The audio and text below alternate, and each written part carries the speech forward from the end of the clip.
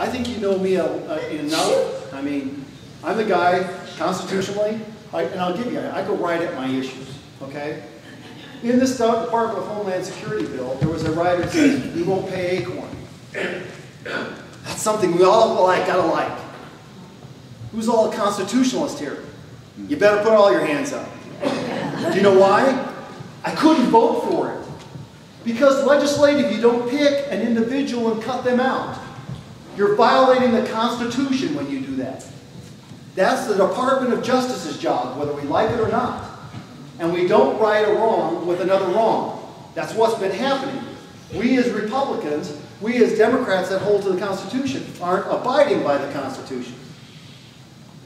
So we will try, Ms. Judy, okay? And that is apparently one of the arguments some of your colleagues have had for not zeroing out PBS funding as well. That's actually one of them, yes.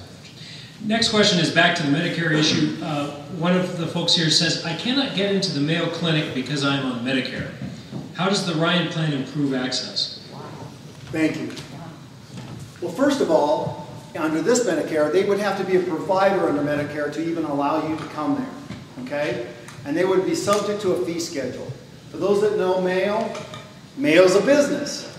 Mayo's got to turn a profit, okay? That's just the way those are. Now what happens under this aspect is that you have a premium support. So you're going to have an insurance policy. If you can't afford that policy, you're going to get that premium support from that. Whether it be in co-payments, the ability to pay that premium, and you'll have the flexibility to go whoever you would like to go to. It will not determine whether you're a Medicare or Medicaid patient, provider. You can go anywhere you want. Therefore, the whole range of providers now opens up. You're not narrowed, you're expanding. That was my question. But if you're already on Medicare, you won't... I'm not under 55, so I'm 65. But you have the ability to get off that premium waiver. What we're trying to do is trying to clear up some of that so that we widen the range of providers on that network. Because they're going to have compensation. Otherwise, they can't do it. And I can just tell you, when we crossed this battle about 5 years ago in dentistry, I went to my physician, who's now reorganized 3 times. How many people can go bankrupt 3 times? They can't. But he does, because he wants to make sure that you get accessible medical care. But if you don't, you can't make it a business model. If you can't make a profit, you can't keep your doors open. Plain and simple. Not going to work. We had a question which I thought was really good, is to clarify why Social Security is listed as an unfunded liability. And the questioner says, isn't it funded 100% by taxpayers, and isn't just the problem with Social Security that it's being borrowed from? So I think that's the question, is the only problem with Social Security that Congress is borrowing funds, or is the system itself fundamentally long-term bankrupt? There's 2 parts to this. When Social Security was built, the average life expectancy of a lady was in her early to mid-70s. For a gentleman was their late 60s. Today we have an additional decade across the board, almost equivalently. Those are different, those put different wages, and that puts different burdens on the system. So that's one. Number 2, there are no money. There is no money in the Social Security Trust Fund. It's got IOUs. Now let me make you feel really bad. You don't fit as the #1 recipient to getting repaid. You're not even number 2. The closest you are to being repaid is number 3. So what's happened is we've been stealing it. Not me. Not me. We've been stealing it. Okay? There's other parts to that too. Is that all the revenue that you generate from Medicare, Social Security, whatever that's taxed, does not go back into the system. It goes back into the general fund. So that's one of the drawbacks of the system that's not right. And as we all know, there are problems and processes that you have to constantly reevaluate programs. They can't last forever without modification. Businesses know that. Every single one of you know that. Okay? Even in looking at how you're paid in a wage. Okay? That's why now all the bills that we bring forward in Congress have to have a sunset. sunset clause. So we have revisions and have it mandatory to see if it's applicable. But that's why. Longer age groups, a lot more people in there, making it more unfunded. But number two, the money isn't there. The famous gentleman in the room, Mr. Bob Burgess, has some ideas about cutting the federal budget. He thinks we ought to eliminate the Department of Education. Oh, yeah.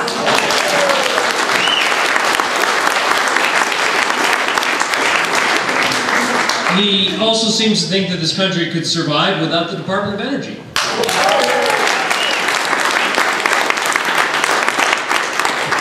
And he's a little concerned that we have troops in 190 countries in the world, and if you've got U.S. foreign aid going to about 140 countries.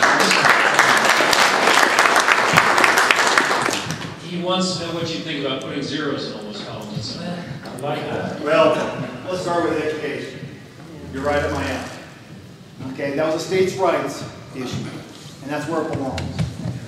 For example, I'm the guy that wants to take No Child Left Behind. I want to set the example. How about when we ask our Democratic friends, and I hope we say friends, to ante up, that we ante up first. No Child Left Behind was a process that had good intentions, poor results. In fact, it has an F by it, if I'm grading things. How about we take that $11 billion budget just allocated for No Child Left Behind, cut it in half. How about taking $5.5 billion, put it to the deficit, take the next $5.5 billion, divided by the number of students in America, and put it on their back to allow mom and dad to decide where it goes.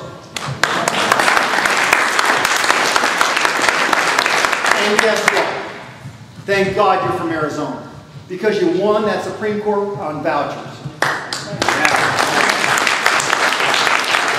Number two, this freshman class, your favorite class, one you ought to be really watching. Ask the question, can we take money like that and direct it to the appropriate place for the teacher-student interface? And guess what the answer is? Yes. All of a sudden, think about mom and dad. Think about our schools that are bringing mom and dad there because of the incentive to have that money there and having an opportunity for choice. I'm tired of the federal government picking winners and losers. And that's the same thing with energy. The energy policy is simple. All the above on the table. All the above. That's not eliminating coal. That's not eliminating oil. That's not eliminating green. I want them all. That's what our policy is about. But we have to decentralize these issues. Who watched Harry Potter? Come on, there's a lot of people here. Okay, we got to watch it. Okay, because the next thing at the end of this thing, I'm going to ask you to do something. Okay, but I'm going to ask you to start talking to the youth. Okay, and our youth learn by ideas and examples that you can reach and touch. There's a thing called a sorting hat. That all these students come in and you're going to pick a house that you're going to be belonging to. And the Slytherins are the kind of the worst ones, okay? They're always kind of evil, okay? And then there's the Gryffindors and so forth. What we're going to have to do to get the government back in order is reach into the sorting hat. If it's a Slytherin issue, that means it's a federal issue. Okay? If it's a Gryffindor, it's a states' rights issue. And the only way we're going to get this get back to where we were, is take something like this, Medicaid and Medicare, with an umbrella for choice, but bring it back to the state, because that's where it is. You brought energy, you brought education, and you brought health care. Yes. Well, I'm not interested in the government, the federal government redistributing anything. I want to get it controlling out of the federal government. I don't want them to redistribute money from the federal government, because anytime you send it back, you're only going to get 20% back in. Don't ever send it to start with. John Huppenthal, we listened to him down at Sun City West Republican Club Saturday. He said he has 400 people working for him in schools. 260 is working for the federal government, doing the regulation and everything. Yep. So don't even tell me about, yeah, we'll take this and redistribute it. Just do away with it. The problem is, and I want to caution you, I'm going to caution you again, these processes took time to build up. Now, there's as many of you out there that are very liberal in their aspects of education. I want to cut the EPA. I was asked yesterday about cutting the EPA. I sent a resolution forward back in cutting the EPA. Did it go through? No. Will it go through? No. I'm bringing some realism back here, folks. I told you this was a war, and it is a war. You're going to have to take back every inch you gave up.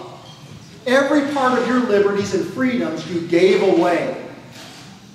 They're not going to come back easy. Because if you do what you say, John, and I love you to death, Robert, is that it's going to fail.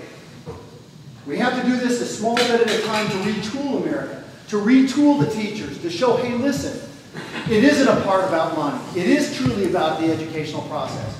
It's breaking down the unions. It's making sure that we've got the people on our side. It's going to take time. Take your victories, orchestrate where you're going to go with them, and make sure you've got a plan. When you take the money away from the federal agency, you've done exactly that. But empower the states to win. Cutting it won't work. You will lose. I'm just going to tell you. Think it through. As much as I'd love to take it all away, it won't happen.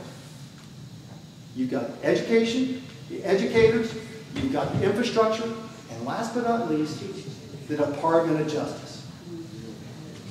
It's going to be a reform. Congressman, I wanted to follow up a little bit on the foreign policy question.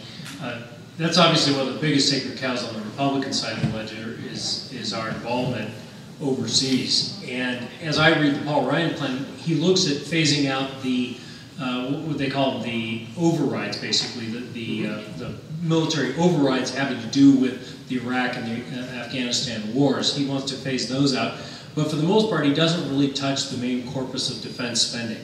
And I think the big question from a lot of fiscal conservatives out there is, isn't there something in that main corpus of you know, it's a large amount of money, $300, $400 billion a year. $666 billion. Well, that's, I think, with the continuing. But is there something in that main corpus of defense spending that could go? Are there savings to be had in that area? There has. One of the things that we did is we've actually been talking to the industry itself.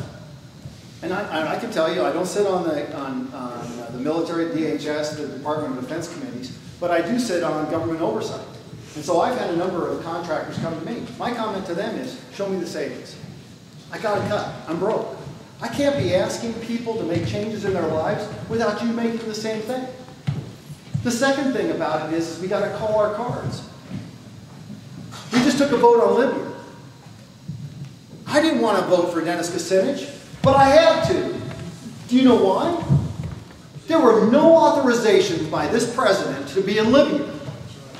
There are no applicable aspects for the War Powers Act to be there. And you know what? What's sad to me is our French and our British colleagues knew exactly the process that it had to go through. There's an opportunity to be there. The president's got rule number 50. Rule number 50 allows him that when he has background information about a problem, a cell that can violate or have a problem with the United States, he goes to 8 people. He goes to Speaker Boehner. He goes to Harry Reid. He goes to the chairmen of the outlying committees of jurisdiction. And he has authority to put CIA people there. So do not tell me, do not make my heart get cut, that we can't operate forces there outside of our military. Do not tell me otherwise. We have to look at that. Which brings me to my next point. Who's been hearing about the president taking all our troops out of Afghanistan and Iraq? Do you know there's people going back? Are you sitting down, all our veterans? We're going to throw people back over there under the rule of the State Department. This ought to make you shake. Because when you're not part of the military, you're not under the war powers issues of jurisdiction. You're now subject to those reforms and laws that you're sitting in. That means Iraq and Afghanistan.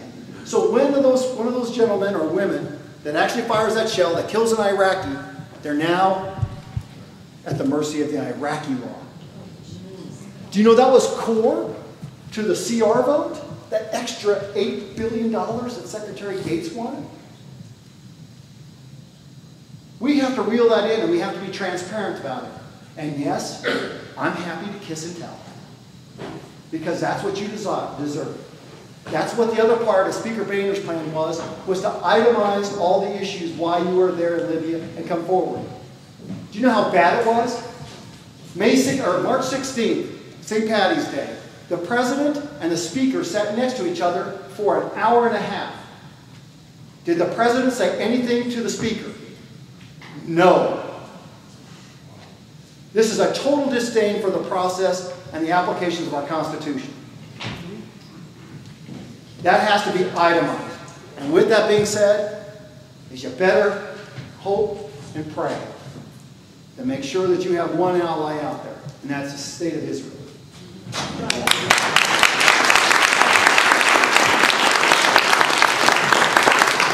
Several of our guests asked about the question of compromising and asked me about the debt limit ceiling, raising the debt ceiling.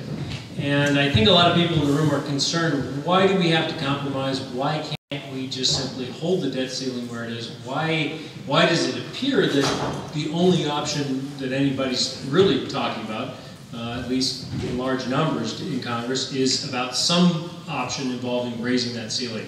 Why do we, if we have to compromise on this, why? It's going to take me a little time, folks, okay? Because you deserve understanding this. Okay, let's show by a raise of hands that it's unconstitutional to raise a debt ceiling.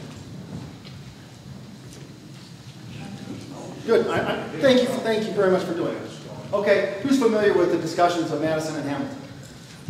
There you go. Our foundation, our Constitution, was built on us paying 100% of our debt. So it is constitutional. Okay? So we got to get that on the table right now. That's what everything is here is about, is supporting that Constitution. Now,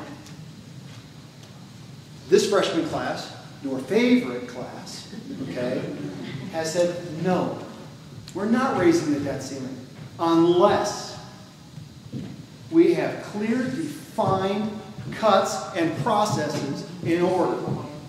Now, right now you're hearing this number. 75% of Americans say do not raise the debt ceiling. Okay?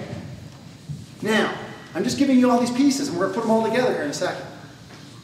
Congress has no oversight of Treasury. We don't know the individual pieces. That's Timothy Geithner, Secretary Geithner's purview, and the President's. They've kept it very secret. Because you heard it. Okay, we're going to need to raise the debt ceiling in May. Then it went to June, July, now it's August. Okay? We can't get those numbers. We deserve those numbers. And we'll try to get those numbers for you. Okay? Who's been watching China? Okay. So let's say that China becomes the currency for the world. Oh yes, I'm going to go right at it. You can't print money fast enough to pay your bills. That loaf of bread, instead of $4, is now $1,000. It's just like Zaire, Africa. Okay? Just like Paul Ryan did right here, is phase in. You got to phase back out. Okay? This is our issue, is how do we keep those people? So let's just take an example. Freshman class rears their head, and we say, we're not raising the debt ceiling. Who thinks that 75% is a real number? It's not. Because you know what? The President and the Secretary can direct where they make the cuts. How many people do you think they would hurt if they said Medicare payments don't go out? They can single you out. Okay? That 75% plummets in 2 weeks to 30%. Now what do we do? Now you got a problem. You've lost the argument. The freshman class, yours truly, I'm the guy, that said, okay, how about the little bump? How about say we're going to give you $500 billion, but you show the American people what it's worth, what the cut's going to come for. And here's the argument. Who all in this room has lost credit over this last few years? I know I have. Who's lost their earning power Every single one of you did. Between 20 and 50%. Okay? We go to the president and we go to the Harry Reid. Said, you know, America's lost 20 to 50% of its earning power. We've lost our credit. It's about time you earned your credit back from us, the American people, because we are your credit. $500 billion, these are the following cuts that we want to make. Start rewarding your committees. I sit on government oversight. We have found $282 billion in waste, fraud, and abuse. Is it everything? No. We haven't even got to the tip of the iceberg. We also have a gentleman that's for waste, fraud, and abuse that has basically said that between 5 and 10% is waste in any of the agencies. Okay? Let's keep going. How many folks does the First Lady have working for her? 42. What's the highest number from any other First Lady in history? 40. Let's go 10. I mean, who cares? I mean, it's exponential. Look at what we've got in our czars. Look at what we got from our secretaries. Look at all the stuff we're spending. How about we ante up another 5% across the board? That's $500 billion in excess. If we give you $500 billion, why do we have to raise that $500 billion? Because 10,000 senior citizens are going on to Medicare every day. We can't make this up. We have no job growth. We're fighting for every job we can get. From the EPA, from the NLRB, you name it, we're being hammered. So we got to do this in a sequence. It's not about compromise, but it's about winning the message. If we lose the message, we lose the White House. If we lose the White House, we've lost this country. Yes. That's the war we're in. So we're in skirmishes. We can take little pieces at a time. So let's look at the timeline. When I was elected to Congress, we were talking about spending, right? In the first CR, we took from spending to spending cuts. They weren't great. But you know what? I wasn't going to let my military folks be put in harm's way. And that's exactly what the president did. That's why I voted for that CR. And if anybody wants to doubt me, come talk to me. Okay? All of a sudden then, we started looking at the budget. Okay? We had that discussion. We're moving people back. We're having discussions like this that Tom's bringing forward on here, all across the country. Okay? Are we getting any help from the media? No. We're not even getting help from the Fox. So this is hand-to-hand comment, folks. Because I told you I'm going to ask. Okay? And I'm coming with a big ask here at the end. These are the processes. If we can get people turned around to understand that there's nothing left, we got a chance. So that budget, if we got to do a couple of debt ceilings a couple times, I don't care. Work's work. Yeah, that's what you paid me to do. Work hard, keep your best interests in mind. Okay, next. When's the next time that we have to worry about? When's the fiscal year 2011 over? September 30th. So what's your deadline? October 1st. Do you think that the 12 appropriation budget bills from the House are going to match with those in the Senate? Oh, we can't get Harry off his rocker. That's our problem. There's your next D-Day. Do you think that the freshman class are real happy with the CR process after we got dumped on? I don't think so. You've got a lot of ideas out there. That's what I want to hear from you. These are those things that we need to hear.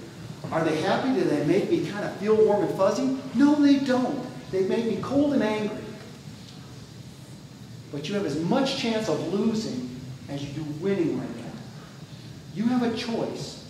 That choice is to spend time within your community telling people. You have a choice of the 27 senators that are running for re-election.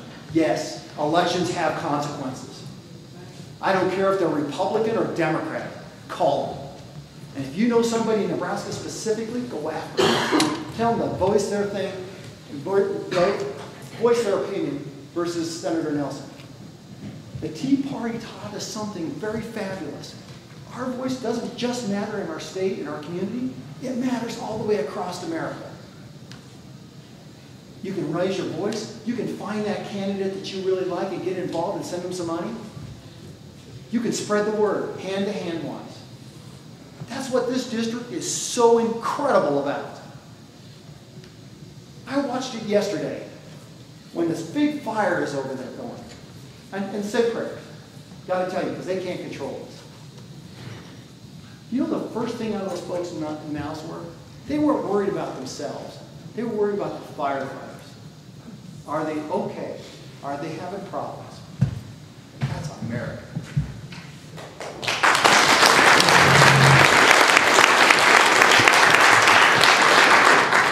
All right, so if we're going to compromise on a debt limit increase, what do you think of John Boehner's one-for-one plan? Love that plan. That gives you kind of a little synopsis of where we want it. Now the freshman class, thanks for bringing back that. The freshman class actually wanted a clear debt ceiling vote for what the president wanted. That's why you saw it last week. We actually went in and spoke with Speaker Boehner. That came from the freshman class. We wanted to make sure that the president had anything and everything that he wanted. And an open vote, no amendments, clean as a whistle. And he got it back as clean as a whistle, new. And I hope it keeps building on him, because his budget plan didn't even get a vote in the Senate. A budget bill that couldn't even be scored. But once again, incrementally, we're teachers now. We got to teach America our financial books. So many people do not understand our financial books, including our government.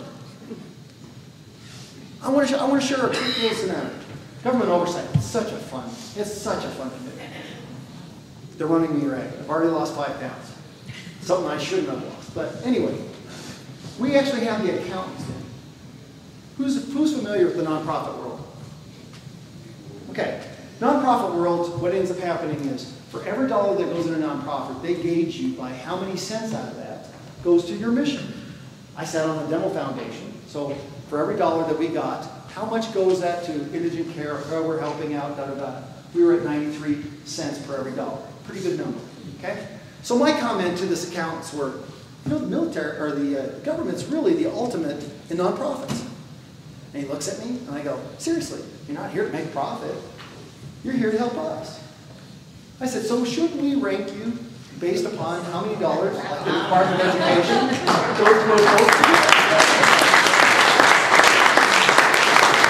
And he looks at me and goes, you gotta be kidding. And I said, do I look like I'm kidding? I'm not. And we went back and forth about it. This is how quickly the concept came over. My colleague on the other side of the aisle goes, I like where Dr. Gosar went. Why can't we do it that way? We need to have transparency because this is the taxpayers' money. We're not here to make money. We're here to make sure that we have processes and programs there and make sure they're more efficient. But you know, we left that whole hearing and they were shaking their heads. We can't do that. We won't do that. It's going to take some little time to reform, but I'm going to be there to reform them. They're going to be on the same basis that we are. We have to do this systematically. If we do it like we said, clean debt ceiling, vote it up and down, small little bump, show the American people you can do this, and then get exactly what John Boehner asked for, Speaker Boehner, is $1 for $1. What's that going to do? If I'm a businessman, certainty's coming back in the books. It's America's turning around. I want to invest here. It tells me I want to come and hire more people. It's telling me that I want to bring my capital to play. All of a sudden, the things that we didn't think were going to happen, we're going to see job growth. Folks, it's sitting right in front of us. From our forests, to our copper, to our water, to our coal, to our Native Americans, it's all there. You are perfectly situated in District 1 to show this country how to get back on an economic drive to prosperity. CD1 is that pathway to prosperity.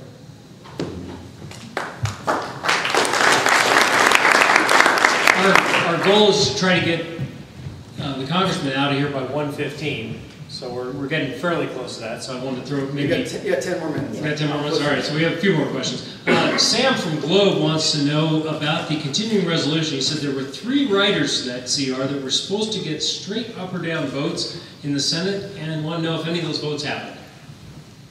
Sam can't tell you, to be quite honest with you. I do believe we had the Planned Parenthood vote, so I think that's a yes.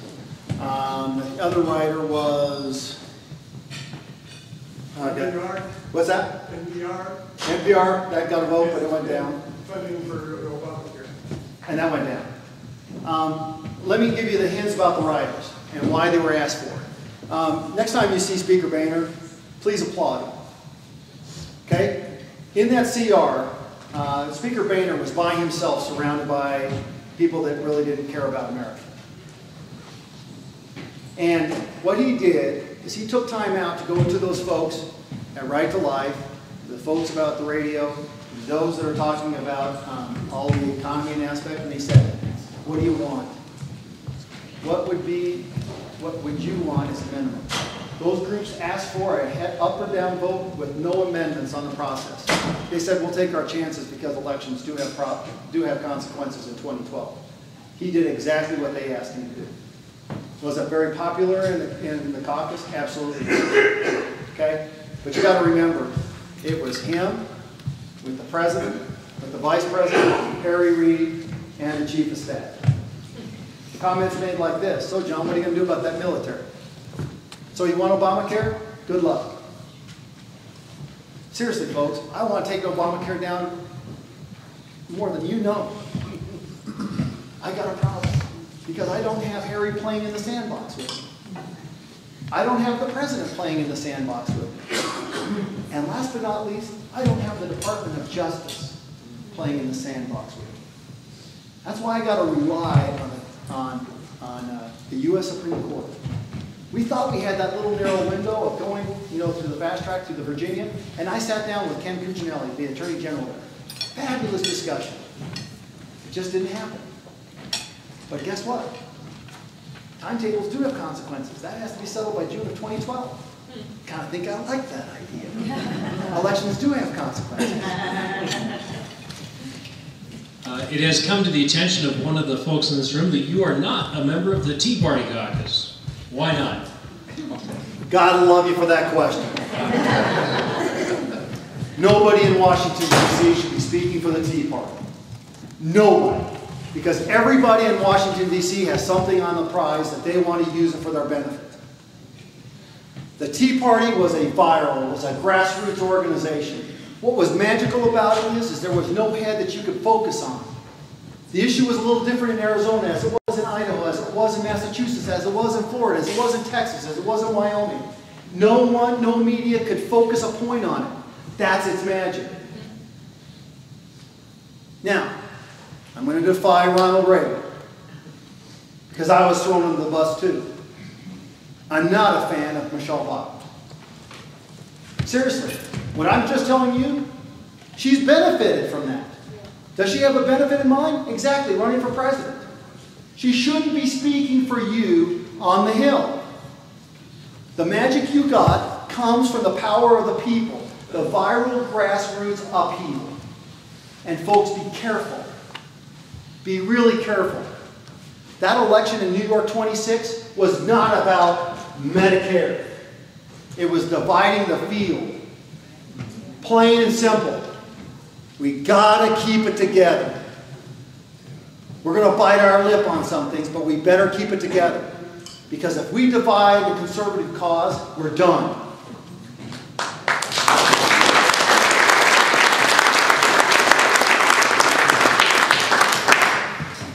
One of the problems I have when I look at the basic math of the Paul Ryan plan is that we're looking at trying to keep taxes down around 18.6% of GDP, which is the long-term average for about the last 40 years. And we're trying to keep federal taxes down at about 19% of GDP. And we're trying to keep federal spending at about 20% of GDP, which is the long-term average for spending. Now, those of you in this room who do basic math understand that 19 is smaller than 20. How in the world do we ever balance this budget if we're in a perpetual deficit? Good. Percentages, you got to be careful about how you work. You give me numbers. I like playing with numbers. But be careful about the statistics. Anytime that you keep taxes low, you actually increase your tax base. Because what ends up happening, you create more jobs. So more people spread out. So you get more people that pay in. Every time you've done that, last time we did that was in the Clinton era, you saw a proliferation of money. Okay? So we can keep that down. Remember, it's not perfect. This is a plan. This gentleman took this squarely on his back and put it forward. There's maybe things that you don't like. There may be an idea you have to change. That's where you need to come forward on it. He gave you the template. I have a good friend, one of that favorite class of yours. Okay, his name is Mick Mulvaney from South Carolina. Do you know that those two went head to head in every budget meeting? Non-stop. Did Mick Mulvaney like the budget plan from Paul Ryan? No. He wanted to see more. Mick was part of that RSC part of that budget. Is he happy with it now? Absolutely. Because it's a template. I'm happy to compromise with some of my conservative colleagues. It gives us that starting point. We have to rally behind something. Did we get everything? No. But it does work. We have to be careful there. And the reason being is we have to have some government. But we also have to get jobs back in order. We have to get jobs back here. So, more jobs, higher revenues, lower tax rates. Well, one of the questions that came up, that's come up in a few of these is, what in the world can we do to try to get this message out there? What can we do to try to get important stories out there, like the fact that we, the people who support the Ryan budget plan, we're not ending Medicare, that it's already been ended, that Obamacare destroyed Medicare as we know it. How do we get messages like that out there? My organization is going to be out there a lot doing forums like this, but what's the most effective thing you think that someone out here could do to take that message to their neighbor? Okay, let me run with this one. We got lots of ladies here. Us dentists know about you ladies. About 90% of all the budgetary aspects are made by you ladies in the audience. Okay? So imagine this. A picture's worth 1,000 words. We as conservatives have a great message. We have the right idea. We're just poor at messaging. So imagine for a second. Close your eyes for a second. Seriously, close your eyes. I want you to imagine something, because each of you are going to imagine something a little differently. A chariot, with the head of that chariot being Obama. No. And in the back of his chariot, we've got the full federal government. And hooked to this chariot is a bunch of small children of different ages. Burdened, shackled, whipped, trying to carry this forward. And all of us as parents and grandparents are in our togas saying we're sorry. There's a message for you. A picture's worth 1,000 words. First part of the message is making sure that you tell people about the plan, that you understand the plan. Come forward, we'll help you with it. That's number one. We have to have our communities. This is grassroots. We can gain our community one community at a time. If you've got friends in other states, you can expand them. Tea Party taught us exactly the network. I don't look at any of the things coming from the national networks. They're not going to help us. Number three, we got some new media ideas. We just ran it. Bill was there with us. From my office, we're going to do a video teleconference, where in real time, we sit down and talk with you. Here's the issues of the day, the week, what's going on, how's it going, da-da-da-da-da, this is where we need to go. We could do it in Prescott, Flagstaff, Show Low, and Casa Grande, all at the same time. So we worked it. Thank you, Bill, for helping out. We had fun, okay? They found out that I got, say bye to dance, but we got those opportunities. Don't let anything down. Last but not least, kids, youth. Thank you, Perry. Thank you very much for involving the young folks in Denver. I want to go right at their base. Right now, there are over 200 young Republicans up in Flagstaff at NAU. There isn't even a young Democratic group up there. When I want to just tell you, though, you've got to hear this out before you go any further. Blake Schroeder is the head of that office for me. When there's an issue, there's over 20 to 25 young Republicans in my office helping out with the issues. You are going to fail when you take this enterprise on, talking to our kids. I'm warning you. You're going to fail the first time. You're going to fail the second time. But you know what? If it means that much to you, you're going to win on the third time.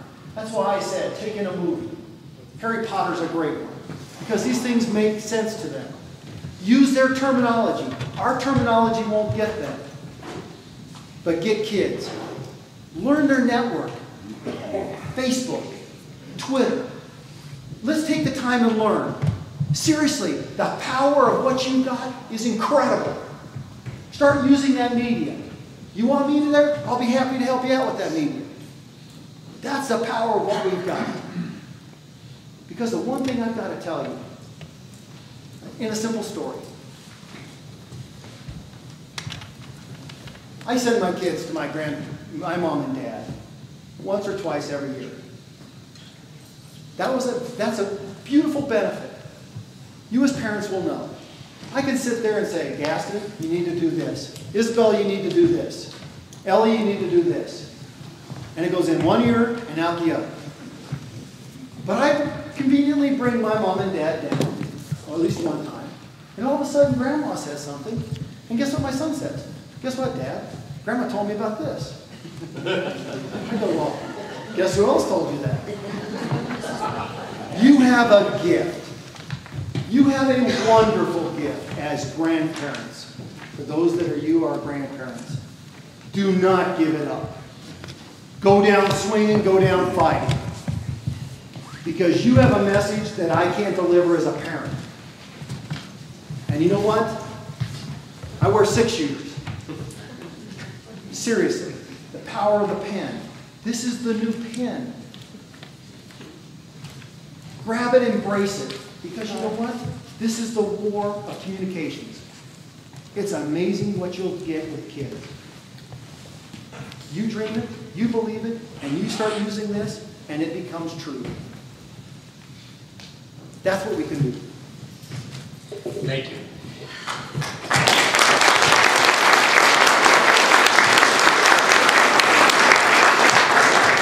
One thing I think you could do that would be really helpful is Paul Ryan has put out a 4 or 5 minute video about how we are dealing with the Medicare question in America and how his plan deals with that and why it is far and away superior to anything the president has planned, to the extent that we can find out what the president actually has planned. Or to the extent that we already have Obamacare and what's in store for everybody who is on Medicare right now and is going to be on Medicare. He has an amazing video which explains that very, very simply. And what I would recommend that everyone do is don't just forward it. I know a lot of us, we have big email lists. That piece of information is so important. I would ask you to forward them one by one to your friends and family with their name in the subject line. So if you know somebody named Ted, one of your cousins is Ted, could you write in the subject line, Ted, will you please watch this video for me? Or Ted, do me a favor. And then have the link to the Paul Ryan video in there that explains Medicare. If you need that, it's in the email that I sent out to all of you. It's one of the links we had there at the bottom. Or if you get the email that has, you can go to our website, and it's up there in the invitation to this event. We have that link in there. If you can provide that video and send it individually to the people you know, not in the mass emails that they're going to delete, but somebody actually has their name in the subject line, and just say, hey, so-and-so, please do me a favor and watch this video. And if you think it's important, please pass it along to your friends. I think that's one of the big, big ways that we can do it. It's a fantastic explanation of what the choices we really face are in terms of going bankrupt and robbing our seniors of decent health care versus moving this country towards solvency and giving our seniors good choices for healthcare options. So anyway, I want to thank you so much for being here and being a part of this operation, and thank you.